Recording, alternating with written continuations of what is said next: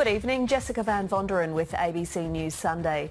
2 days out from the federal budget and Treasurer Scott Morrison is playing the expectation game. The Treasurer says Australians shouldn't think mammoth tax cuts are on the horizon. But as political editor Andrew Probyn explains, the Treasurer's colleagues are privately hoping Mr Morrison's budget has what it takes to kickstart an electoral recovery. It's an all-or-nothing week for Malcolm Turnbull and his government. Tuesday's budget will likely be the last before we go to the polls again. So what's said and done this week will greatly influence how that battle's fought out. And how Australians respond to the government's pitch may very well decide whether the election is this year or next. Beer one day, ciggies the next. So-called sin taxes are age-old budget themes. But cracking down on black market tobacco seems to be remarkably lucrative. $3.6 billion in additional revenues. A conveniently large sum when you're in big need of cash to fund tax cuts. Not that the Treasurer wants us getting too excited. I'm not going to pretend that these are going to be mammoth tax cuts or anything like that. That wouldn't be responsible. They will be what's affordable, they will be real, and they will be within what the budget can afford.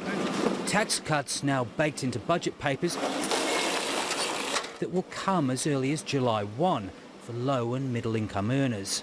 It's been a long time since there's been some real relief in this area. But tax cuts Labor appears determined to more than match. We actually can have budget repair and return to surplus and engage in tax reform which benefits low and middle income earners as well. It's going to be a very good budget. It's going to be a budget which is going to provide the sort of infrastructure that Australians need, want, demand and expect, whilst at the same time living within our means. And it's tipped a return to surplus a year earlier than forecast. As my good friend and colleague Matthias Cormann says, the budget is on Tuesday night at 7:30.